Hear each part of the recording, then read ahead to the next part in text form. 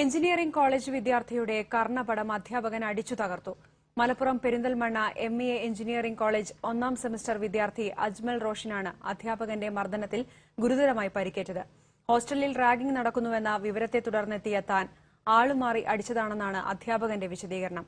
കോഴിക്കോട് ചേവായൂർ സ്വദേശിയാണ് അജ്മൽ. ഇക്കഴിഞ്ഞ ദീപാവലി ദിവസം ഉച്ചയ്ക്ക് 1 മണിയോടെ കോളേജിനടുത്തുള്ള ഹോസ്റ്റലിന് മുന്നിലായിരുന്നു സംഭവം. കാലിക്കറ്റ് സർവകലാശാല ക്രിക്കറ്റ് ടൂർണമെന്റിന്റെ ഫൈനൽ മത്സരം കാണാൻ പുറത്തിറങ്ങിയ വിദ്യാർത്ഥികളെ സീനിയർ വിദ്യാർത്ഥികൾ തടയുന്നുവെന്നറിഞ്ഞാണത്രേ ഫിസിക്കൽ എഡ്യൂക്കേഷൻ ഡിപ്പാർട്ട്മെന്റിലെ അധ്യാപകൻ റഷീദ് അലി എത്തിയത്. അധ്യാപകൻ എത്തിയതും ഒന്നും ചോദിക്കാതെ അജ്മൽ റോഷിന്റെ ചെവി ചേർത്ത് മുഖത്തടിക്കുകയാണ് ഉണ്ടായതെന്ന് അജ്മൽ പറയുന്നു.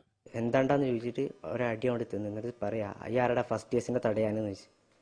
ഞാൻ ഫസ്റ്റ് ഇയർ ആണല്ലോ, എൻ്റെ കണ്ണട തെറിച്ചു പോയി. എനിക്ക് ചെവിട് ഒരു മൂളക്കം മാത്രമേ ബാക്കി ഉണ്ടായിരുന്നുള്ളൂ.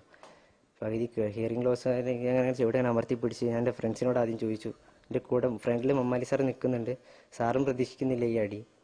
ഞാൻ ചോദിച്ചു എന്തിനാ സാർ എന്നെ അടിച്ചതെന്ന് ചോദിച്ചു.